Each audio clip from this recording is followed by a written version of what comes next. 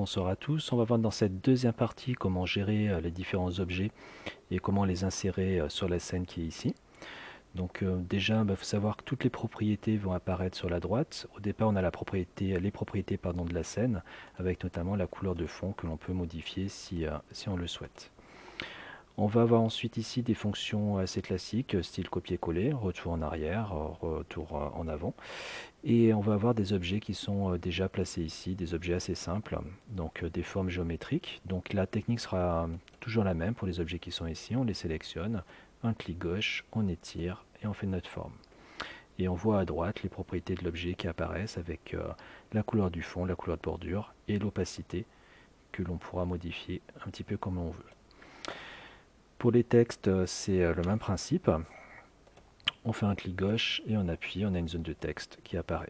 Donc on n'a plus qu'à taper notre texte et puis on voit ici différents menus qui apparaissent, qui sont des menus assez classiques en fait dans un traitement de texte.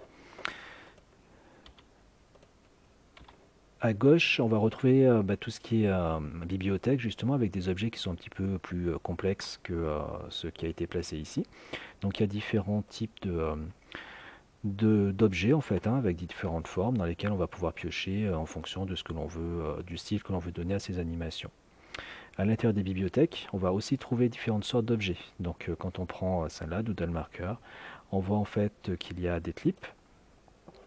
Donc les clips, on a leur aperçu qui apparaît sur la droite à chaque fois. On a après des images plus classiques. Et puis on va avoir des petites animations ici. Voilà, dont on peut voir aussi l'aperçu. Donc après, l'idée sera toujours la même pour les objets qui sont ici. Quand on veut les insérer, on fait un clic gauche et puis on va faire glisser sur la scène. Une fois que c'est apparu, on peut déplacer l'objet. On peut agir sur les poignées pour le réduire, de manière là aussi assez classique. On peut aussi le faire pivoter, comme on veut.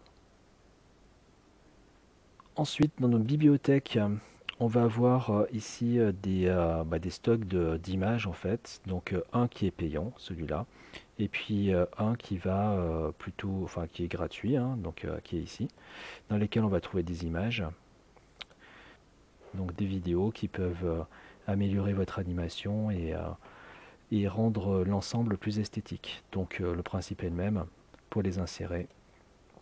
Un clic gauche, et puis on va après notre animation qui est à l'intérieur. Pour alimenter du coup maintenant notre bibliothèque personnelle, on va donc de manière la plus classique, simplement, on va télécharger les fichiers qui nous intéressent. Donc moi je vous conseille toujours d'avoir un petit dossier avant dans lequel vous aurez mis ce qui vous faut comme image. Donc là par exemple je peux insérer mes images, je vais simplement la chercher, il va la télécharger et il va la placer dans ma bibliothèque. Donc on peut insérer aussi des sons, des vidéos c'est plus compliqué, c'est un petit peu plus de mal à suivre en fait au niveau du site. Donc voilà, moi j'évite de mettre des vidéos et à chaque fois plutôt images et sons. Un dernier point très utile dans l'utilisation des bibliothèques, c'est l'outil de recherche.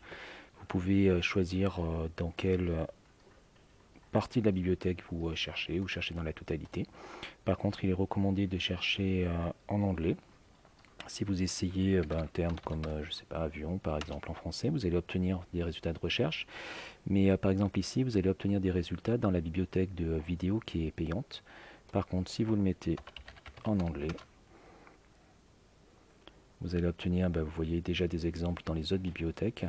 Et puis, vous allez avoir des vidéos dans la partie qui est gratuite, avec voilà, des animations, enfin des petits films qui peuvent être assez sympas suivant l'usage que vous avez. Voilà pour cette partie-là. Dans la prochaine partie, on étudiera ici la partie vraiment qui va correspondre au montage et à la création de notre dessin animé, donc la timeline avec ses différentes propriétés. Voilà, à bientôt.